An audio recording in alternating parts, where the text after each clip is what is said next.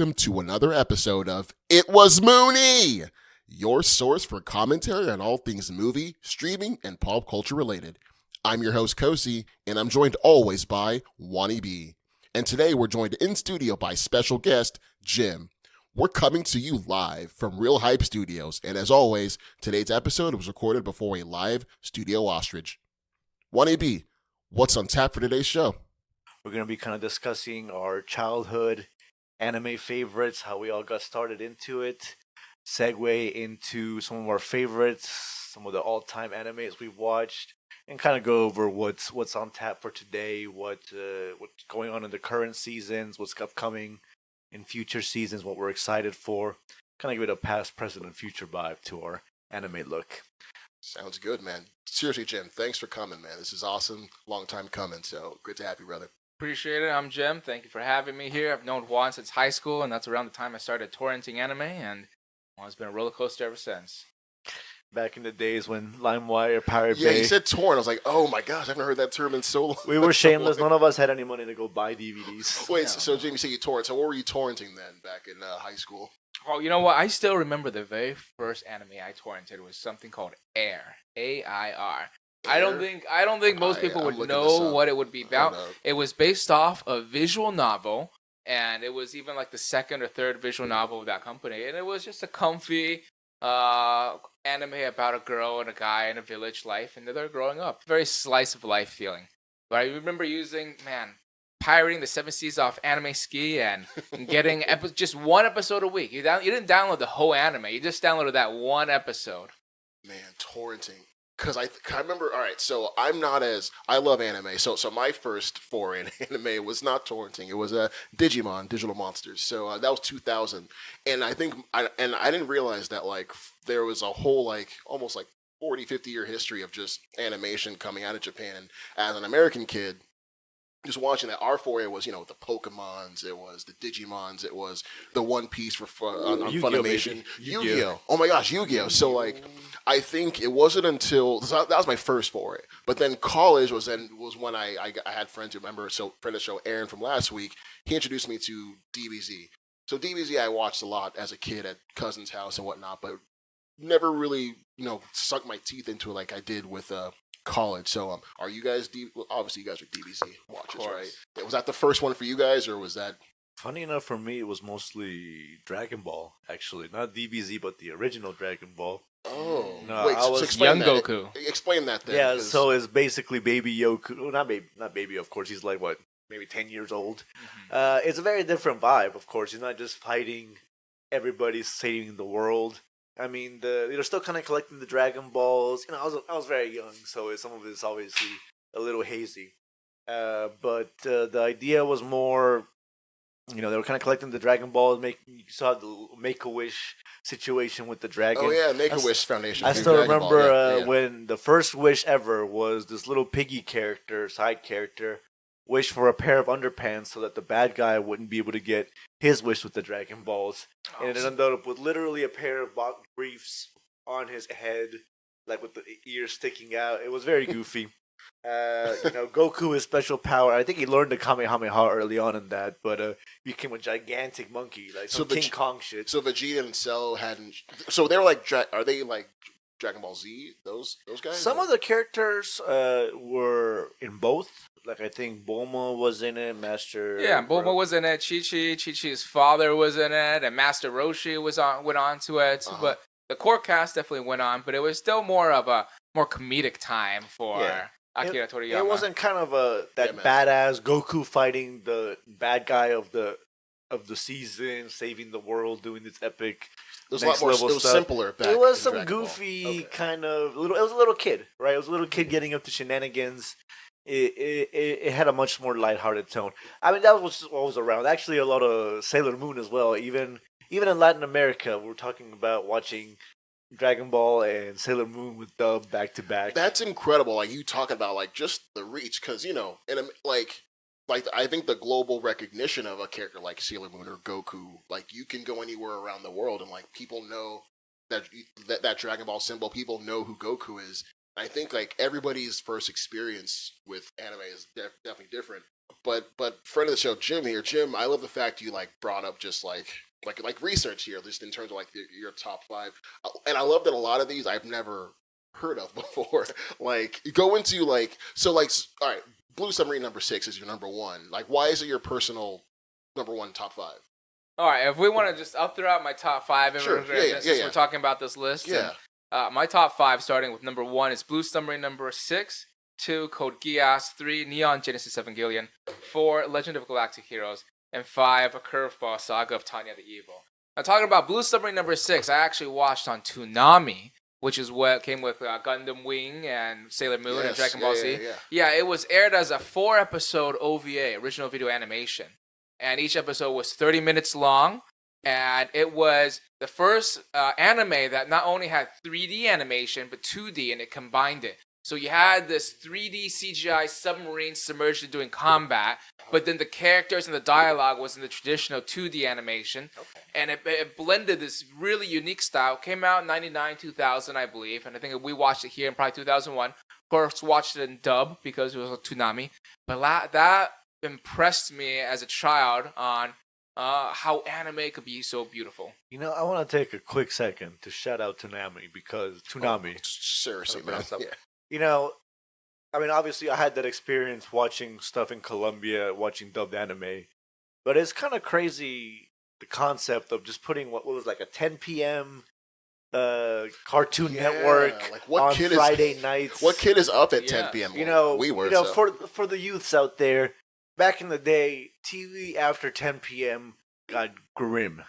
We're talking about infomercials, reruns of stuff you've already watched multiple times. Golden Girls episodes. Yeah, just weird stuff. Maybe Nick at Night was decent. Yeah, I was holding it up. But even then, we're talking about like shows airing 20 years after air dates. And that was the best thing you could watch on TV past 10 p.m.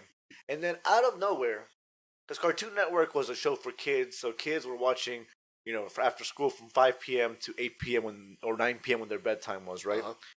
There's no streaming, there's no Netflix, you have to watch everything at a scripted time. And out of nowhere comes Toonami, part of Adult Swim, which was in itself pretty revolutionary. Mm-hmm. And basically, you know, just an anime segment for several hours. Was it Friday or Saturday night? It was Friday and Saturday nights, and I want to give them credit as well because that's where I first saw Cowboy Bebop. Cowboy Bebop is a personal favorite of mine. I know it's mainstream cliche to say, but Toonami, to your credit, it introduced that to me. A lot of these, Inuyasha, Full Metal Alchemist, Samurai Champloo, Outlaw Star. Samurai Champloo, Outlaw Star. Oh my gosh! I think was Yu Yu Hakusho on there? I think it might have been, but I can't remember. Okay. Yeah. Again, it was. I think I really applauded them for just bringing that over, like, to the West. And I think just going in, I'm trying to I don't want to hop around too much, but something like Neon Genesis Evangelion, like I caught on late because I have Amazon Prime, so like they have a new series of movies that was on Amazon Prime, and gorgeous animation. You know, I think again, like when you come to animation with anime, you have stuff like was it Akira was there. Also, Ghost in the Shell, the 95 version. Absolutely. But then, like, Neon Genesis, I think I can see how it really influenced a lot of stuff afterwards. I didn't know how, like, old it was. So, Jim, can you go into just, like, your love for Neon Genesis? Because it's your number 3, and that's pretty high up there for favorites. Honestly, it should probably be number 2, but I would say... Really? Okay. Neon Genesis Evangelion, I would say the rebuild movies are something I watch every year, annually. It's something I'm doing this year. I would recommend rewatching the rebuild movies. I say that because it's much more digestible. The series is the 26-episode series with its own ending of 25 and 26 is not as digestible, but it is good. It is a classic. I'm sorry to cut you off. What do you mean by digestible, though? I would say just watching it hasn't aged as well. You have the tropes you have to deal with and engage with that are not necessarily recognizable and received by the public today. And the arc of how they build the story and how they develop the characters and build the world is a much slower pace, along with you get this trickle feed of what the world is happening, and you don't really wrap your mind around it. Okay, gotcha. I will say I watched it recently as well, on Jim's recommendation, of course. So I watched the original, the original episodes, right? The original show. Yeah. Some of the things Jim's talking about, to be more specific, there's a lot of fan service. A lot of awkward Absolutely. fan service. I've heard that term a lot too. So fan service basically, usually, especially in anime, it means a lot of skimpy clothed girls, a lot of revealing shots, panty shots here, panty shots, tight booty shorts, with obviously focus on the butt. A lot of cleavage shots, a lot of sexy poses. Even if it's only hand drawn, it's still just it's very titillating. Right. Exactly. Right. Okay. And again, it's in a way. It's not to say that women can't be sexy or be dressed sexy, but it's in a way that's clearly meant gratuitous. to be gratuitous and clearly clearly made by some horny dude who wanted to put some, some women he was into on screen. I think the best now that you've explained what fan service is, I think the best usage I've seen in modern time was in Chainsaw Man. With Power and the main guy, I forgot what the main guy's name is, but just how they drew Power, how she's feisty, she's evil, but she's like very, very sexy, and like we're seeing her. That's how like the main guy sees her, but it was done in a way that didn't feel like they're exploiting Power, but she was able to still keep that. In modern days, again, you can have a woman who's sexy and into it. It's more. I don't know how to say it. I feel like there's a deliberateness to that. I think when you're talking about Power from Chainsaw Man, you're talking about a character that's designed to look sexy yet rugged, a little feralness, yet this attraction to it. Yeah. But she's not deliberately trying to show her cleavage. That's kind of with the ferality of her character. I think when we're talking about fan service, it's like a deliberate drawn frame that portrays something that might be a little more, provocative. Risque. Okay. Mm-hmm. Okay. Or again, just certain women drawn with just oversized tits and ridiculous figures. Okay, that I've seen a lot. Okay. Yeah. So again, you'll see it. You'll see it if you watch anime. It doesn't mean that every woman in any one of the shows is bad or anything like that, or that it ruins the show. But certainly something you have to be aware of. All right. For instance, like something like Sailor Moon. Do you think that's a fan servicey show? Would that be under the guy? It's umbrella? hard to say. Of that era, I would say it's not. Okay. But I will immediately point out and say that there is no woman that wears skirts that short on the regular, right?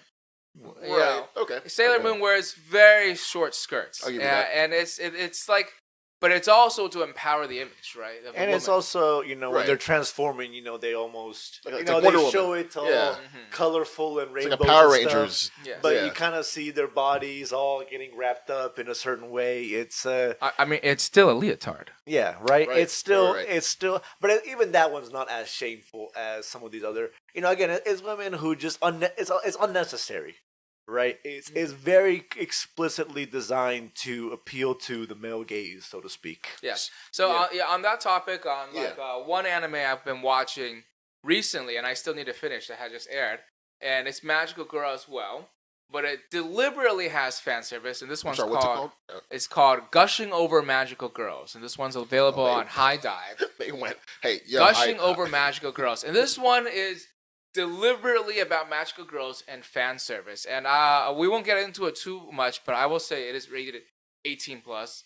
There is no nudity or anything like that, but you have to be of a mature person to appreciate it. And that one has deliberate fan service, right? I'm talking about the main character is a villain with a crop that is punishing magical girls.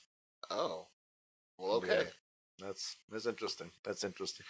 So anime, obviously we have plenty of examples here from movies in the West. Like, who can forget the first scene of Megan Fox and Transformers showing up? Oh my gosh! And just her booty shorts, sweating, like her working on that car and like pushing, working on the motorcycle. It was a car or motorcycle? It was a car. Yeah, and I think we're primed for that. So we have there's plenty of fan service in the West. It's not like we're immune to it, but definitely a common trope in anime, especially anime from that era, from the 90s, back when we were a little less civilized. You know what I've seen? Maybe not I guess in like the new age anime, it's how again you guys have explained what fan service is, but I think there's also now a kind of like service of carnage, blood service. So the one the one I use a lot is like Elfen Lied. That's one where it's upsetting, it's bloody. It's gory, but like it's cool. It's awesome. Mm-hmm. I kind of even put like Full Metal Alchemist in there. Full Metal Alchemist is one where I was watching, and then there's a certain episode came along that kind of shocked me so bad that I had to stop watching. It's a 20-year show. We can probably talk about. Yeah. So there's What was the little girl's name? Mia. Yeah. Her I know her. Yeah.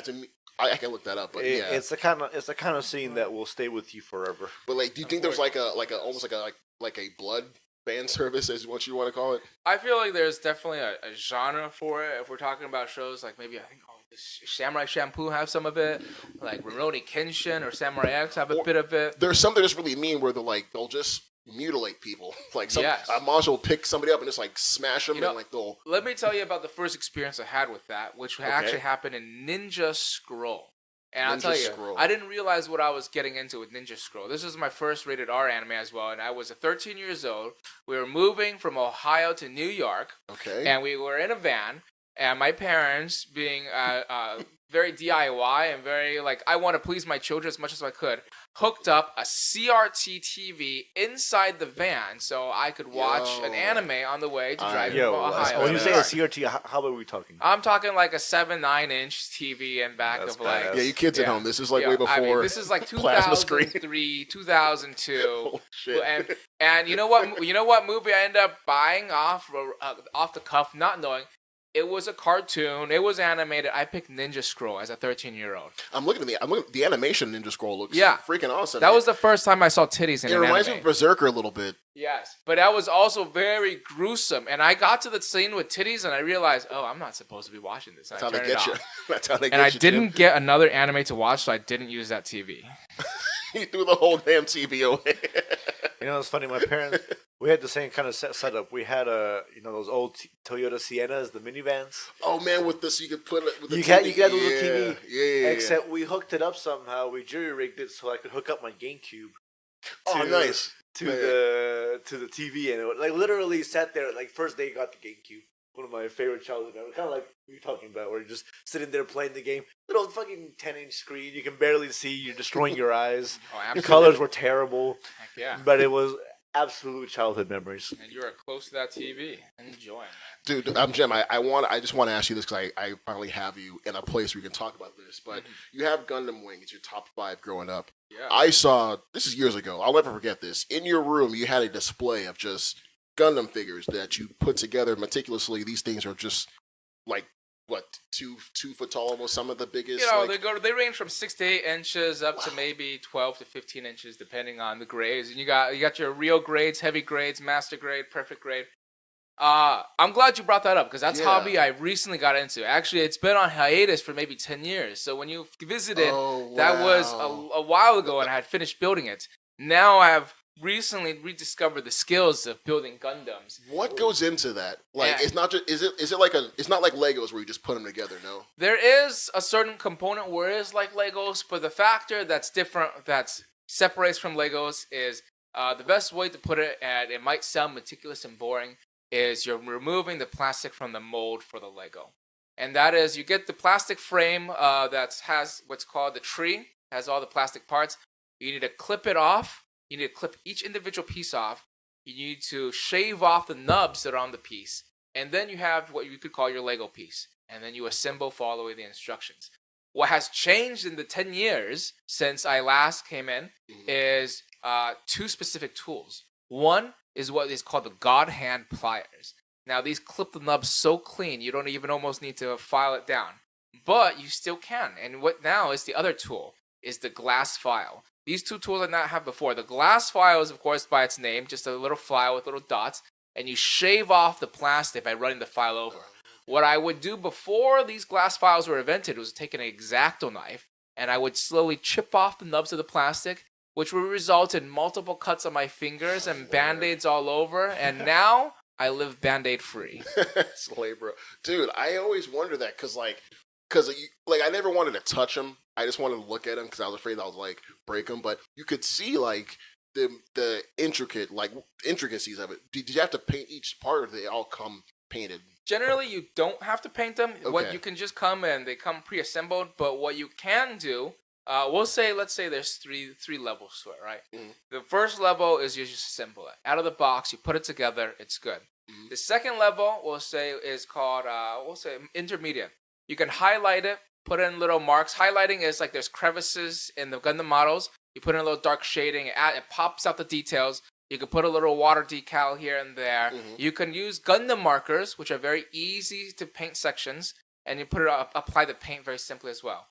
And then there's level 3, which is when you just go full-blown airbrushing. You prime the model, you airbrush each individual piece, you put in the custom color, the custom decal, and you can paint on a special design if you want to. Which I have a friend that does that for competitions. So like, Really? how long does Gundam it competitions? Absolutely. how long does it take to like do one of those? Like, Oh, let's say, actually, I'll use an example. I watched YouTube the other day, right? I think a guy spent, on a competition piece that he won in the Philippines, 150 hours on a single 12-inch piece. I think it was You a gotta airbrush master each grade. piece. oh my god. Each individual panel Oh my is god. airbrush. Like when you look at the Gundam and you see the forearm panel, that piece is in the airbrush separately from everything else with multiple layers, probably to get the right color and shading on it. That's incredible. Dude, That that's sounds like fun. that's like Yes. close to a week of The work. I recently read this as I was building my Gundams, and the thing I'll emphasize for Gundam building is you pay for the process. You're not paying for the model. The model is the result. What you're doing when you build Gundams is you go through this hobby process of assembly. You go through the meticulous steps of combining the different things, using the different tools, building the dexterity in your fingers. In the process, you enjoy it. And when the end of the process, you got a plastic figure. Yeah, I always liken it to like puzzle making or shipbuilding. You know what? I love Yeah. Legos, and like Yeah, I get Lego some of those making. fancy. I got some Yeah. of those fancy Lego flowers for adults, Hmm. whatnot. I love it. So I mean, that just sounds like an even fancier version of that. That sounds very appealing. Absolutely. Hey, if you ever want to try it, I could get you a beginner kit and some beginner tools. I think $20 for tools, $20, $10, $15 for a kit, and you're ready to go. And I almost just want to have a mecha episode. How many Gundam shows have you Yeah. watched? Oh my gosh! Obviously, I don't wanna Neon count. Genesis, the big Neon Justice is the big one. big mecha. Would Power Rangers count, like the Megazords? Or I mean, even- it's not an anime, but obviously Yeah. it's a mecha. would element. would so. Ultraman count? Because Ultraman is awesome. Yeah. Would Kamen Rider also is that Right. that in there I too? feel like it kind of edges. I love there. those. Okay. Like they're between the kaiju genre and the mecha genre. Because Ultraman is a big dude, a big guy in a suit, but like a Power Ranger suit. He but gets in this. I think you know what? I guess I could count it. I guess I can count it. I always love that because there is definitely like some overlap between that and the Toho the MonsterVerse. So So no, in terms of mecha anime, countless. The most recent one is obviously Gundam ones. Even Code Geass, which is on my list, is considered a mecha anime. okay. That is great. All right, let me throw a curveball to you two. You guys have seen Attack on Titan, right? Yes, we Yes, have. sir. Is Attack on Titan a mecha anime? You know what? It's a zombie anime. It has It's a zombie anime. it has the makings of a mecha. It has like the ingredients, but it's following like the recipe of a mecha, but then it replaces that with like the Titans. Is how I do see where you're coming from as far as kind of a biological mecha situation. Yes, Right? Because yeah, a biomecha. Evangelion is technically a biological situation. Yeah, Yes, I will say Evangelion has a similar vibe in certain. Right? Yeah, it Yeah. links with the person, but you're still control. It's like But here's Pacific the thing, Rim. the mecha is its own biological being. But then that's when what you're underestimating. It's not. It's a living being. It's separate from the person. Oh, Yeah. so True. it's like the Guyver almost. Okay. Yes. Yeah. Okay. Mhm. But Okay. it has its own biological. Whereas I guess a Titan only exists as long as the person's in it. But I will say my argument's Sure. always been, especially season 1, especially early on, it's a post-apocalyptic zombie episode, and it's one of my favorite ones. All right, I'm gonna break it down. One, humanity has been destroyed by brainless, human-eating monsters that just wander around randomly with no purpose other than being human. Okay. It's some post-apocalyptic, end of humanity, last stand-hold. It's not like a Day of the Dead where it's kind of showing the fall of humanity. It's kind of already It's happened. It's already happened. It's kind of a Walking Dead where you kind of see these strongholds. You kind of obviously you're focused on one society with walls and such. The fear you get from these things is again they're more skilled. Some people who are more skilled, they fight back. They have strategies. You cut the neck / head, kind of like the zombies. Right. Yeah, The nape. There's a way to kill him. Okay. The way to kill them is similar, right? Otherwise, they're invincible. They kind of keep going, regenerate, so to speak. Again, it's just that vibe of hopelessness. Like you watch Walking Dead, the overwhelming sensation you feel is, okay, the world is destroyed. We have these little wins, these little safe spots, these little civilizations, but at any point, boom, the zombies break through the wall, they break through the encampment, they break through the protection, they start eating people, destroying things. There's no purpose to it. There's not some evil zombie overlord telling all the zombies what to do. It's pointless carnage. There's an engine of destruction, kind of like a runaway tornado or a hurricane. Like exactly. It's there, force of nature. It's a force of nature. The Titans are. Eventually, it gets more political. The bad guys become humans. There's a lot of lore and a lot of mysticism. It does become more kind of that biological mecha thing we were talking about. But especially early on, I thought it was a premier example of how to do a zombie show without making it obvious you're doing zombies. Because, a show like Walking Dead would be like, oh, it's the walkers, or the Last of Us would be oh, it's the infected, the clickers or whatever. There was a name for them, right? The infected, whatever else. They go out of their way not to say the word zombies. And this way, again, it doesn't appear like a normal zombie. It's not a shuffling undead corpse. But again, eventually you do realize it kind of is. There's a human being there, right? There's kind of that same sensation of, oh, we're killing a human being now. We're not just killing, it's a zombie. You're supposed to, it's the being inside is gone, but still that kind of sentimentalism, that kind of horror of what you're doing. Yes.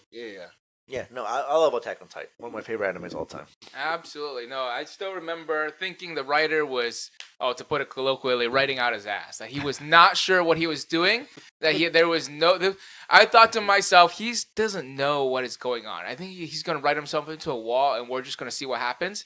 And then there I am, sitting in Juan's old apartment, streaming anime pirated off some random website off my MacBook onto his TV. And the line drops, and I won't spoil it for Attack on Titan. Yes, please but don't. The line drops on what happens, and I look at Juan, and I'm like, we need to replay that. What the fuck just happened? It's what I think. What I love. Anime plot twist. I think what I loved about that is like it kind of.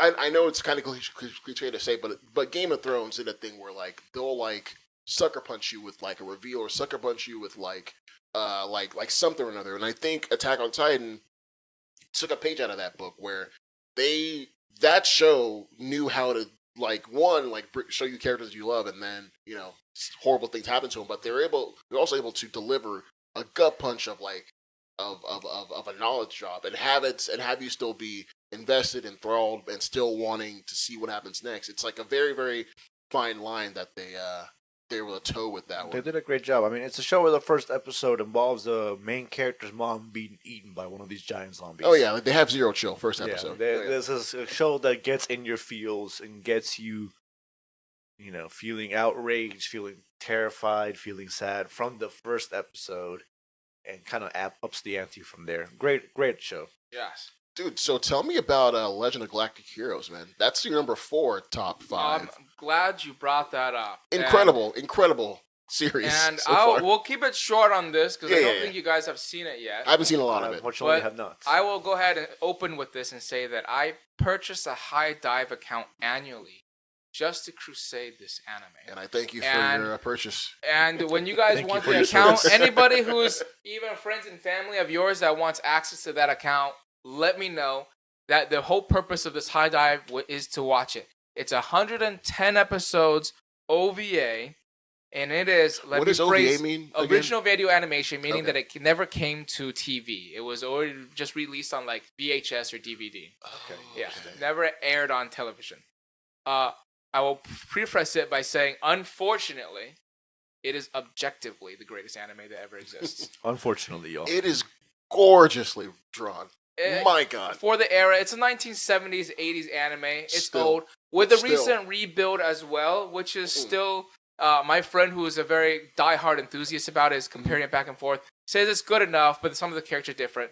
I'll just preface, it's not like your great intense animation like Demon Slayer of the era or Ghibli, but there is just such tension and political drama written in the anime that it is absolutely beautiful. I think that's what it was. Maybe it wasn't like the most beautiful, but yeah, what it had, what they were saying, what they had going for it, really rounded it out to like this is well done, and it's not a anime that like people would even mention. I never heard of it until Jim told me about it like a couple years ago. Check it out. You're gonna have to check it out. Once again, Legend of Galactic Heroes. Just to give a quick preface about it, it's sci-fi in space. There's spaceships, there's principalities doing war, and there's a lot of political tension, and there's characters that you won't find better written than any other media. Have you seen any of the Dune movies? Denis Villeneuve Dune? Absolutely. First Dune movie and the second one, and I read the book and the audiobook as of recent. Same. Excellent. So do you see some kind of similarities, some parallels, a little bit to just what's happening, to just how stuff's executed? Because I definitely saw like, oh, that's kind of cool. Maybe Denis Villeneuve maybe didn't watch this, but I can see how stuff could be used and borrowed. Do you see that at all? Absolutely. You know, even down to some of the in Dune 2, the ship designs. Yeah, the design of the ship. Yeah, the ship designs are very, there's definitely homages there or influences there. Just beautifully drawn, beautifully made. And again, it's on High Dive. Listeners out there, if you have not seen it, it's called Legend of the Galactic Heroes. It's Jim's fourth personal top 5. Anime. Speaking of homages and classic anime scenes that have bridged their way into the American consciousness, let's talk about Akira for a second. Oh my god, that motorcycle, right? Obviously the motorcycle. Everybody's motorcycle. The motorcycle slide is iconic. It's not even just the motorcycle. What is it? Neo Tokyo.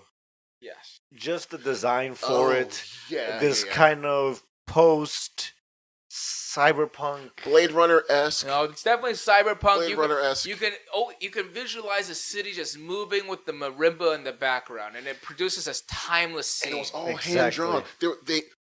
All right, I don't know if it's seen. There's a scene where he's like riding through the city like on his motorcycle, and it has like a panning shot of like the background of Tokyo, and like they drew. It's hand drawn. Like you can see like little individual lights in inside of in the windows, and it was drawn on like glass. Like back in the day, to give it that kind of like look, and again, it's like I know we have like CG nowadays, we have like these studios, but I just love just that kind of animation. You can tell a lot of movies, Matrix, a lot Dark of these City. kind of again cyberpunk kind of postmodern movies, a lot of motorcycles and kind of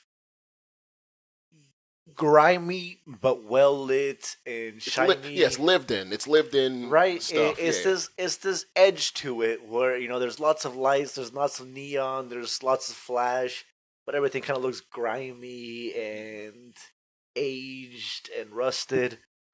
It set the stage for, honestly, you feel the influence from watching all these movies, especially maybe obviously none of us were born at the time it came out, right? We all had to watch it after the fact. Right.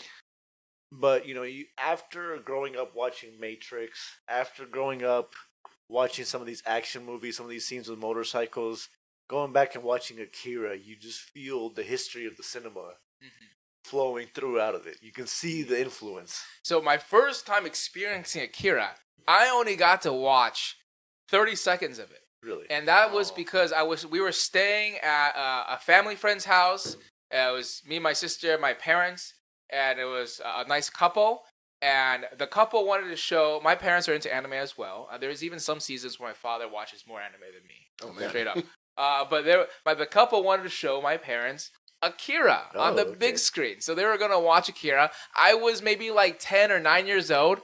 Not appropriate for Akira. No. And the one scene I did see was at the very beginning, and it was a bloody scene of a guy crawling forward and just bleeding out on the floor after like a police confrontation or something like that.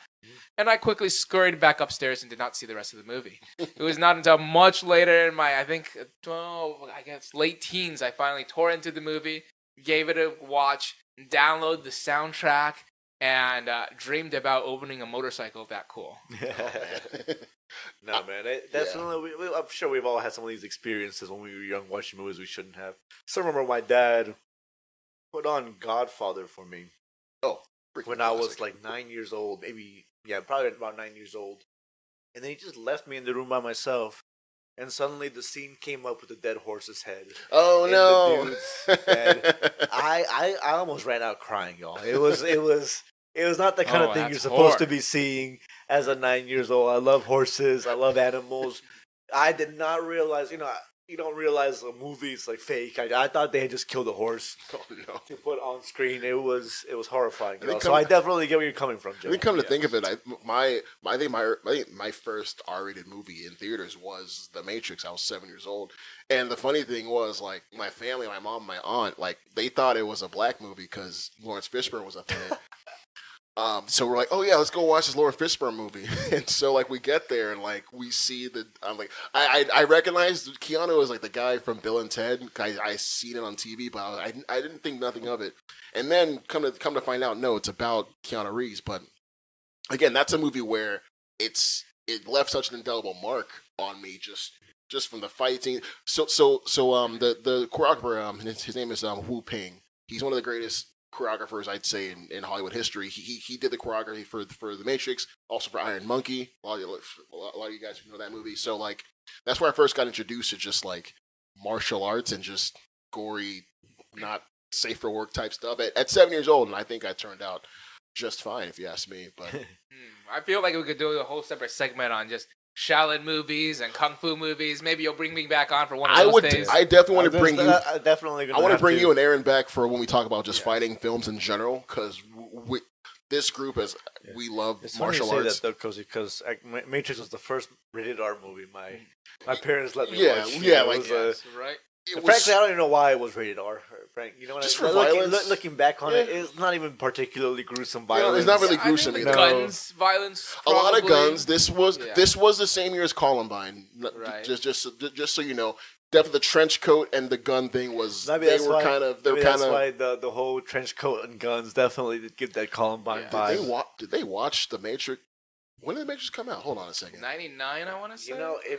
The Matrix might have inspired the Columbine. Dude, Keanu Reeves. Thanks a lot, dude. Yeah, of course, Keanu. It's all your fault. Right. Yeah, Obviously, it wouldn't have happened otherwise. Yeah, thank goodness we're being very sarcastic. Thank goodness we fixed gun violence in America, man. No, Keanu's awesome.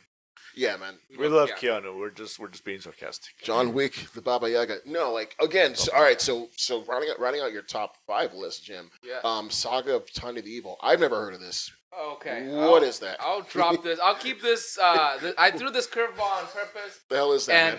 And I threw this in because recently I was just cycling through anime to watch. I have a bunch of pending to watch. I have to go finish a bunch of one. One of them is like Dungeon Meshi, which is on Netflix. I recommend that as well as one. Dungeon Meshi? Yeah, we'll bring that on topic on the ongoing. That one's ongoing. It's on Netflix. It's great.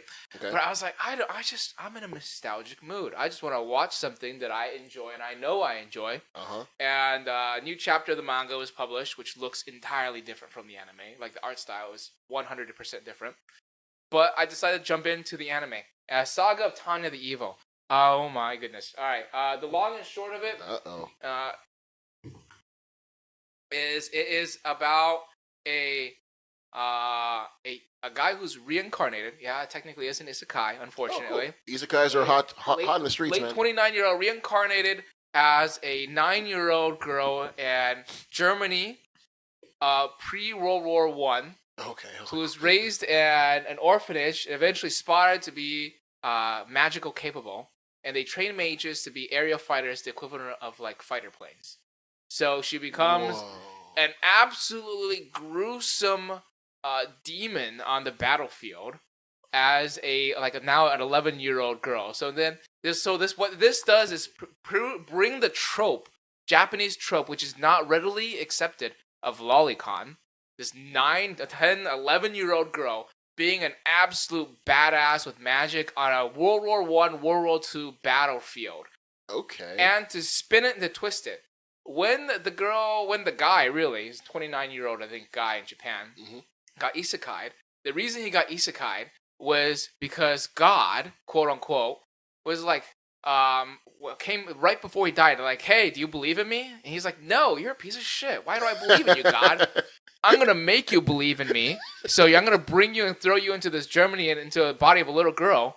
And then not only that, he knows that he's been reincarnated, so he retains all his memories, and he's thinking like that. Wow. And he calls God Being X, Sunzai X, Being X. Fuck you, you're not God, you're Being X. Being X first appears. Oh no, not Being X appears 2 critical times. One time during when she's younger, but another time is when she has to perform a miracle. And now every time she performs a miracle of using magic, she has to pray to him. So now you got this lolicon who's in Germany using magic that has to pray to a god and fighting an incredible political war. Holy shit, Jim. Okay. All right. And that's your top 5. Yes, sir. All right. Well, okay. But let's bring it forward to I think modern day. I think we talked about a lot of iconic anime and a lot of things we've enjoyed before. One thing we kind of missed on that I wanted to note. Death Note. Oh yes, and again, like so, Jim. Just to bring that around, so what do you think is the state of modern anime? Like, where do you see it going? What do you see? Because you have like an old head like Hayao Miyazaki coming out with new stuff, and like you have all these old heads, and again, we have the rest in peace old head of Akira Toriyama. But what do you think is the state now? Do you think are we going to see some like young up and comers come in, or do you think it's an old man's game? I think on 2 factors of that. One, unfortunately, the isekai genre is taking over. I hope it's so hot in the streets. It's hot. I'm into it. Me too. I hope it dies soon. Oh no! Because we need fresh things. And in terms of fresh things, I got Hayao Miyazaki. We could talk about The Boy and the Heron for a long while, but I think one new director that's on the up and rise, and I'm sure you guys have seen his films, is Makoto Shinkai. Makoto Shinkai is my personal favorite director. I got the opportunity to meet him at, I think, the 2013 Anime Expo. Shook his hand there. He is the creator of Your Name, or the more recent one, Suzume, or Weathering with You. Okay. But beautiful movies. Bangers, all 3 of them. Absolutely. But I started with his very first one, which is called Voices of a Distant Star.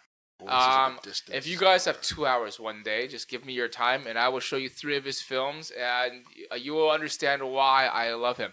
The unfortunate thing I will say about Makoto Shinkai is that he's very niche in that he produces a very particular type of media and you have to enjoy it. And if you don't, then you don't. And then.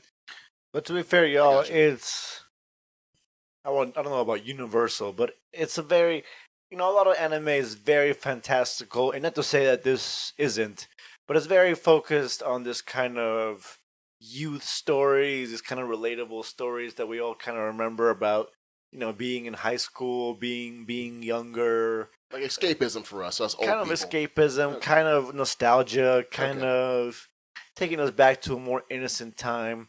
Some of the movies I've seen kind of focus on.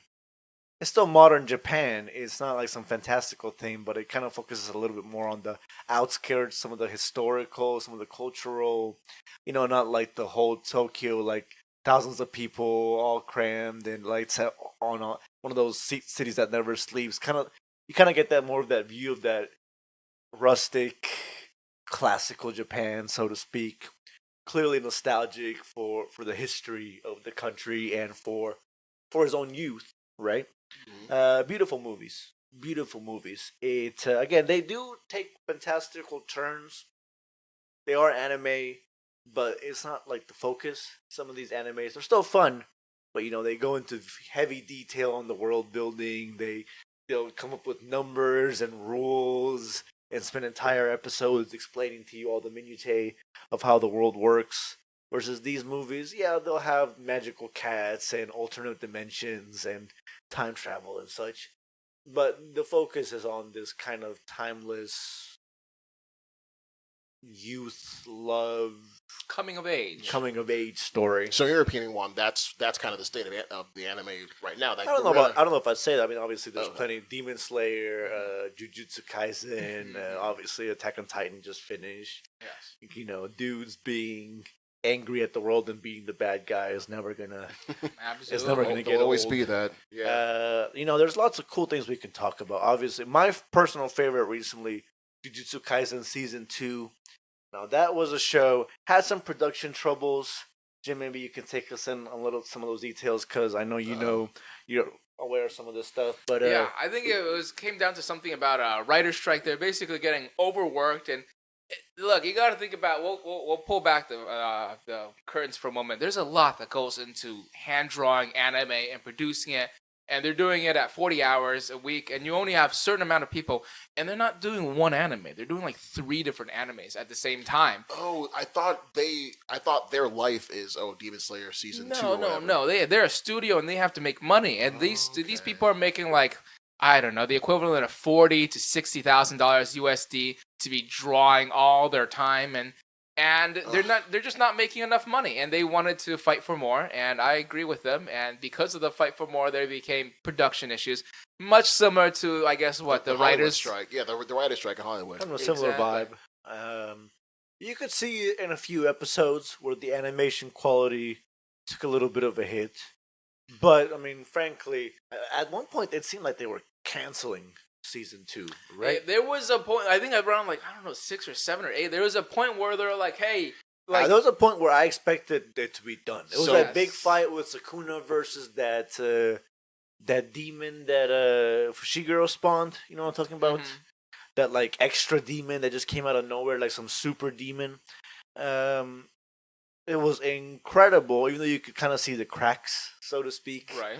As some of the animation, those kind of low frame rate, kind of, basically didn't put as much detail as they could have. Mm-hmm. I thought they canceled that. I honestly thought they just ended the season right there. So like they'd rather just cancel everything than just pay their animators, basically. It seemed like it, but then they finished the season. Yes, it finished the season. It was bizarre experiencing that in real time. I've never really experienced something like that.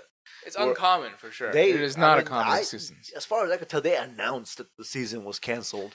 Pretty much. Wow. I mean, there was talks about just everything ending, and that wasn't the only show, I believe. And then they resolved Chainsaw it. Man is also made by MAPPA. Yeah. Attack on Titan just finished, made by the last season, which was really kind of 3 seasons made by MAPPA. Mm-hmm. So the reason why I asked, MAPPA is great. Yeah, they're really good at animating. So the reason why I asked about like where like the state of the anime is because I think one place anime could go to is the movie theater.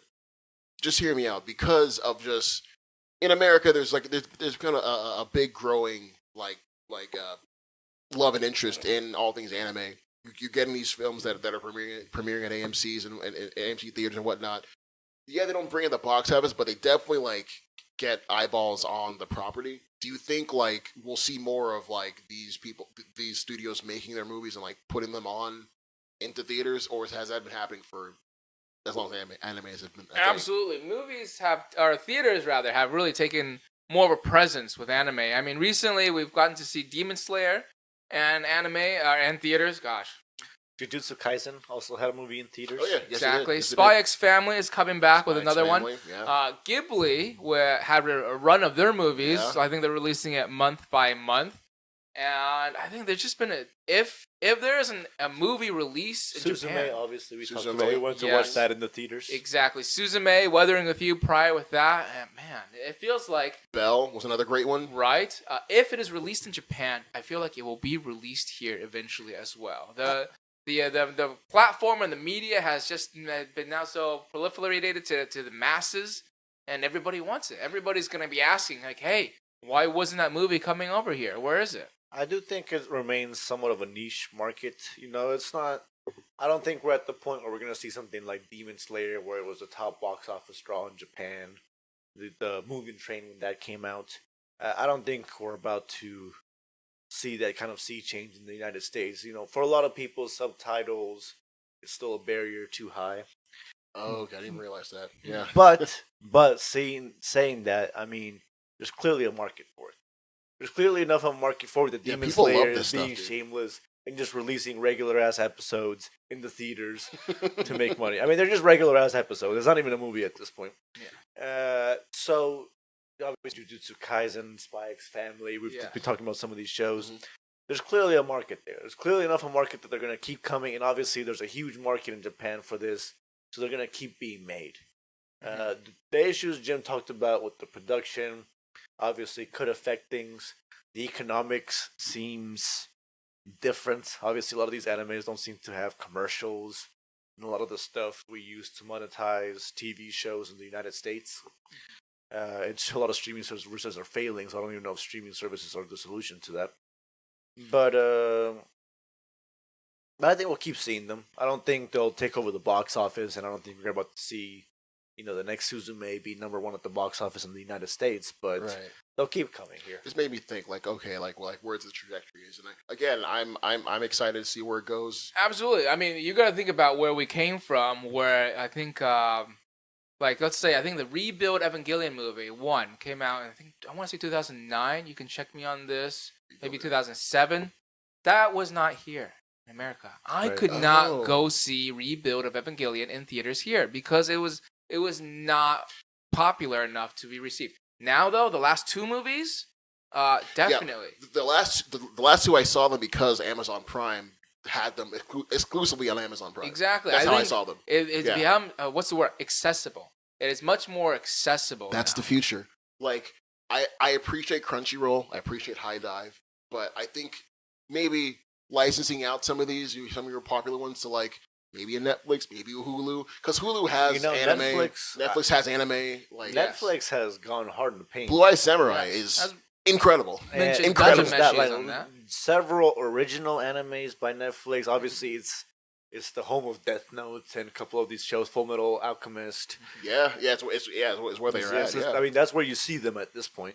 But the original, you said it yourself. I think the future of it is, again, maybe not relying on licensing out old stuff, but again, making new stuff, which they clearly are. Again, I think the modern crop of anime. Would you say, Jim, that anime has the kind of tendency we have in the States to kind of navel gaze, look back and remake old properties over and over again?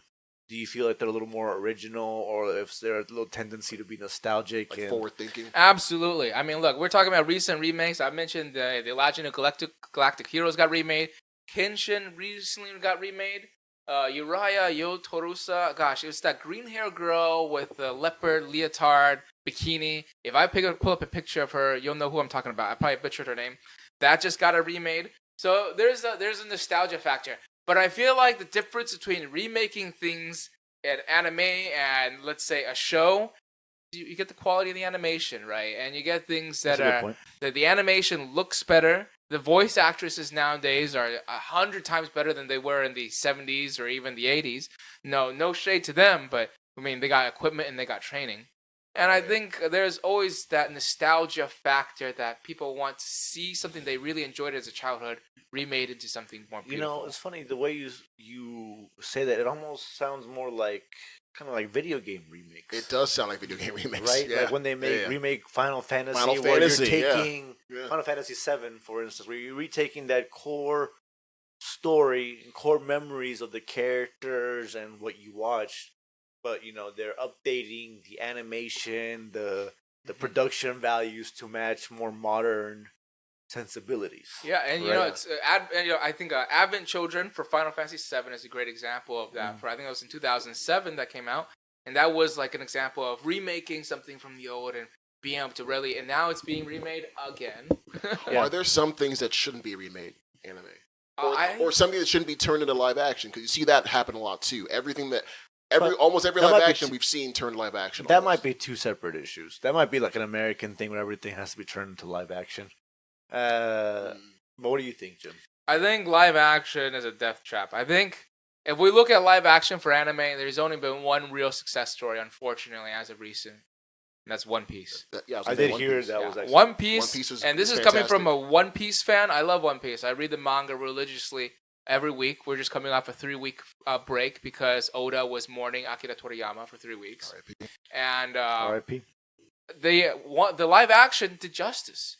But then we got other ones that are like Attack on Titan live action. That didn't catch on one. Recently, Yu Yu Hakusho. Yeah. I actually enjoyed it. Alchemist, I actually enjoyed it. Yeah, Full Metal was terrible. I mean, Death Note, I heard was terrible. Also was terrible. Awful. Recently as well, not directly animated, but adjacent, is Avatar. got another live action. God. Oh, you're talking about the recent. Yeah, okay, the recent one. That one was technically not anime, but that's as close as a Western show is gonna get to anime. Right. Should we show Dragon Ball 2009 some love? Dragon Ball Evolution. God. Very mixed. Not love. Yo, that doesn't exist. Not love. Sorry, we can show it some recognition. You see, something like Dragon Ball though. I think something else like scrub my memories. Ghost in the Shell with Scarlett Johansson. Oh yeah, you're right. Wasn't the premise of that was that she was an actual Asian woman, dude, but that her ghost was Scarlett Johansson? Yeah, and they got an actual Asian woman to play her, Scarlett Johansson. That's I don't even right. But either way, that's some Hollywood bullshit, yo. Right? Yeah, they gotta. That was 2017, everybody. Ghost in the Shell itself is an actual another one of those movies. Oh, it's a fantastic movie. Timeless. You see the influence. Super influential, yeah. You see the influence. I love watching movies like that. Because it kind of shows you the history of cinema. It shows you where some of these ideas, where some of these visuals, some of these shots, the directors got the inspiration from. Mm-hmm. You know, it's not all popping out the head of one guy. There's a kind of history. There's a kind of progression. You can like almost see the you and, can pinpoint where and it homage. went. Yeah. You can see individual scenes and individual shots from movies, individual influences. It's truly fascinating watching movies like this because you wouldn't think so. You would think, oh, it's the 70s. It was before the internet. It was before all this stuff. How are these white folks even watching, Akira and Ghost in the Shell and all this other stuff? And yet somehow that love of film, that love of cinema, what really brings us together here, the reason we're sitting here making this, of course, is truly wonderful to see. That media. I mean, look, who doesn't remember rewinding their first VHS tape and thinking to myself, I got to do this every time I got to want to watch this? So, and being able to just have that, it feels like it's readily available now. Dude. Definitely gives a wider audience. All right, so I guess to wrap this up, Jim. Just a couple rapid fire questions for you. I got a rapid fire question for you. Shoot, I got a question for you. All right. Let's do this. Here, look. Bring us home, Jim. Look. Let me just ask a very simple question for you. First, we talked about this earlier off the mic, but what is your thoughts on the word weeb now? And what do you know the first full word of what the word weeb comes from? And do you know the origin of the word? I honestly do not. It was kind of... Is it offensive? Is it? I don't know. Look, obviously, me and Kosi, maybe even Jim can agree to this. When we were kids, let's say we weren't very woke. We were all lived in a world where cruelty and being an SJW was not cool. Trolling in the name of having fun was the name of the game, and you better be on board with it, or you were gonna get absolutely bullied to shreds. Oh yeah, not to excuse it, or pretend that I was some victim or anything.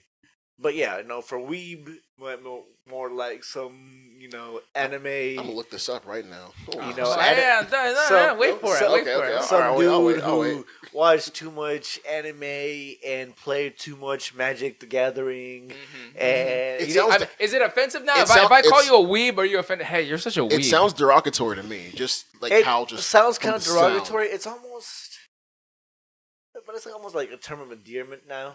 You know what I mean? It's almost like a repossessed term.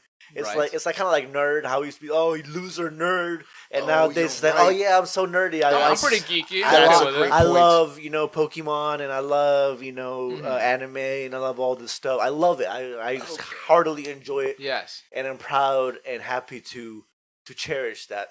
But once upon a time, if somebody had gone up to me and when I was 14 years old and called me a weeb, I would have been like, no, I like Halo and I like football and I'm a manly man. Like, I don't know what that means, but I'm taking it to disrespect. The full word is weeaboo. I don't know if you've heard that one. I have not. Yeah, okay. The full word is weeaboo. Okay. And the origin has nothing related to anime at all. Okay. It comes from a webcomic called Perry Bible Fellowship. Longtime internet fans might know this, PBF, Perry Bible Fellowship. And it is a simple 4-panel comic that made no sense about a guy in an office that goes against the office etiquette and is about to get paddled. And as he's about to get paddled, they scream, "We-boo! We-boo!" And that is the origin of weeb. What? Yes. Those damn Bible web comic dumpers. from ancient times, and then they just took this word and tied it to the anime community. That's funny to hear that. That's funny to hear. What the? Okay, no, I didn't. No, I legit. I would never have guessed that. I mean, it's fun. Some of these. So remember when like AZN was popular? Yeah, was popular in the lexicon. All these little. It's wild thinking back on it. It's wild having that nostalgia. That's cool, bro. No, but I appreciate you giving us that little kind of history lesson. Definitely, I don't think I would take as offense to it nowadays. Again, liking anime is popular. It used to be back in the day. You were watching Pokemon. We're talking about movies, anime movies in the theaters. The first Pokemon movie was a big hit in the theaters. Did you get that Pokemon card though? Yes, of course. The Mew Pokemon card, the hieroglyphics. I got the. No, that's the second movie. Oh, you misremembered. No. The first movie was with the different Raikou. No, gosh, with different Pokemon, I believe. No, bro, I'm pretty sure the first Mewtwo versus Mew movie had that fancy Mew card. Was it?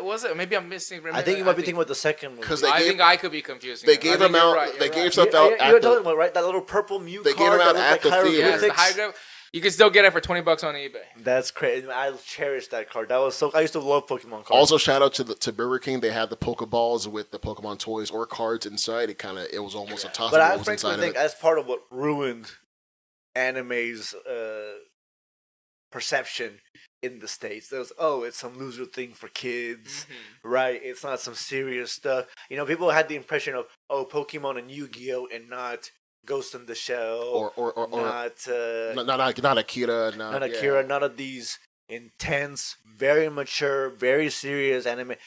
People here animation. The closest thing to adult animation was South Park and Family Guy, King of the Hill, maybe. King of the Hill. It really was. Animation is some dumb kid stuff. Flintstones, Looney Tunes. No, you're definitely right. Yeah. Mm-hmm. So definitely has been a sea change back where there's that acceptance, there's that appreciation for what anime truly is.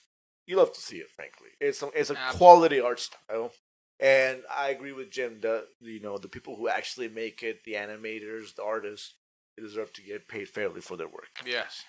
Well, Jim, thanks, man. You dropped a bunch of knowledge, man. That was awesome. Very much learned some good stuff today. Yeah, absolutely glad to be here, fellas. Dude, and just I guess as we wrap this up, man.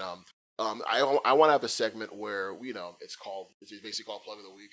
Every week we have a chance to really show some love to like a thing or maybe like whatever we're watching, listening to. So you have the floor, Jim. Is there something you want to plug this week for our listeners out there that you're excited about? You have the floor. I get to go first. Okay, I will plug an anime then, since we're talking about anime. All right. One that just recently finished airing on Crunchyroll called Frieren, or Soso no Frieren, or Frieren the Slayer. And I'll go ahead and spell it out because it's not really easy. F-R-E-I-R-E-N. Frieren. And this is probably my anime of 2023 and even 2024. Okay. It is about a mage elf who was part of the party that destroyed and killed the Demon King, and her life afterwards, on how she goes living on beyond killing after. What happens after you kill the Demon King? And then it literally takes place 80 years afterwards. Okay. And you're following her as she goes around and travels the world. It's kind of got this comfy slice of life feel to it, but the combat animation is some of the best you'll see since Demon Slayer. Okay. While bringing in a cast of characters that are somewhat tropey, yet interact in a very cozy way. Once again, that's Soso no Frieren, available on Crunchyroll. Okay. So for my plug of the week, since we were talking about mecha animes and mecha shows lately, and I'm a big mecha fan, I want to plug a video game actually called Armored Core. Came out last year. Armored Core 6. Guys, if you like mecha stuff, you like mecha games, go get this game.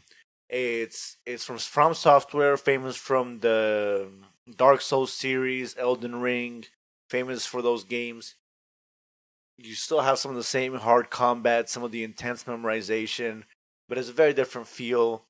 Listen, there's at some point you either like mecha stuff or you don't, right? You're that guy who sees Gundams and gets freaking excited and passionate and wants to watch some more, or it's not really your thing, which is understandable. But if you like mecha stuff, go get Armored Core 6. It's seconded. It's absolutely amazing experience for a mecha game. Right. Kosi? Yeah, so my plug is not anime related at all. It's me plugging actually a podcast I'm really into right now. It's called Mind the Game. So this is LeBron James and JJ Redick. It's their podcast. So LeBron James, anyone living under a freaking rock, he's one of the greatest basketball players to ever live. JJ Redick is one of the greatest six men, one of the greatest just role players that we've ever seen, and they've both collaborated to make a podcast where they just talk basketball. They're huge nerds.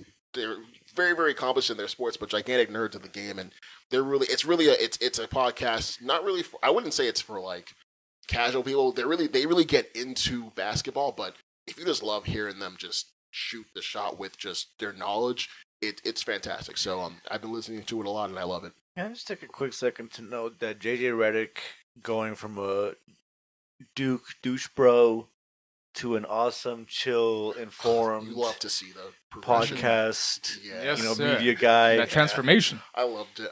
That's a great anime plot twist. That's a top 10 anime plot twist in real life. Dude, yes, to bring it around. Like, well done, JJ Redick. He definitely had a turnaround, and like I loved him at Duke when I was a kid, and yeah, just seeing how I hated him at Duke when I was a kid. Yeah, like just seeing how he's definitely progressed, and like he's older now, and like I don't know, it's just great. But yeah, man, that's my plug. But I think that'll be it, guys. So listeners out there, I want to thank y'all just for listening in to this episode of It Was Mooney. If you want to find us, you can find us on Spotify. Just search for It Was Mooney.